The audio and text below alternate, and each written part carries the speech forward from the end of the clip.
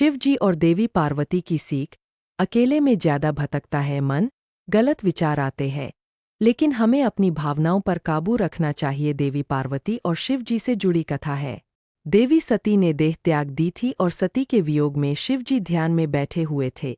एक दिन शिव जी के पास हिमाचल राज और उनकी पुत्री पार्वती पहुंच गई। हिमाचल राज के मन में था और पार्वती जी भी चाहती थीं कि मेरा विवाह शिव जी के साथ हो जाए, लेकिन शिव जी तो तप कर रहे थे। सती के बाद वे दोबारा विवाह करना नहीं चाहते थे। आप यहाँ तप कर रहे हैं, यहाँ आपका ध्यान रखने वाला कोई नहीं है। मैं चाहता हूँ कि मेरी पुत्री पार्वती यहाँ रहकर आपकी सेवा करे।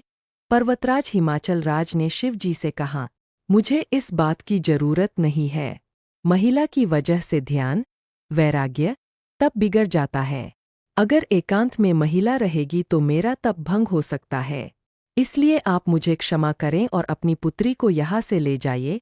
शिव जी ने हिमालय राज को जवाब दिया। हिमालय राज और शिव जी की बातें देवी पार्वती बहुत ध्यान से सुन रही थी। आप कह रहे हैं कि आप तप कर रहे हैं, तो जब आप तप ही कर रहे हैं तो आपको ये आभास कैसे होगा कि ये शरीर महिला का है और ये शरीर पुरुष का है? पार्वती जी ने शिव जी से पूछा। देवी पार्वती की ये बात सुनकर शिव जी हैरान हो गए, क्योंकि देवी ने बात बहुत बुद्धिमानी की कही थी। देवी, आपकी बात सही है, लेकिन मेरी बात भी सही ही है, शिव जी ने कहा। इसके बाद शिव जी ने हिमाचल राज से कहा कि आप चाहें तो समय पर कुछ देर के लिए देवी पार्वती यहाँ आ सकती है और यहाँ की व्यवस्था सुधारकर वापस लौट जाए। शिव जी और पार्वती जी की सीख।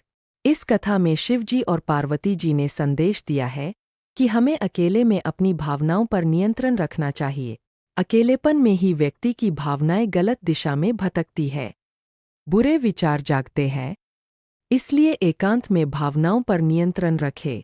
जो लोग पूजा पाठ, तप और ध्यान करते हैं, उन्हें पूरी तरह एकाग्रता के साथ डूबकर ये काम करना चाहिए, तभी मन गलत दिशा में नहीं भटकेगा।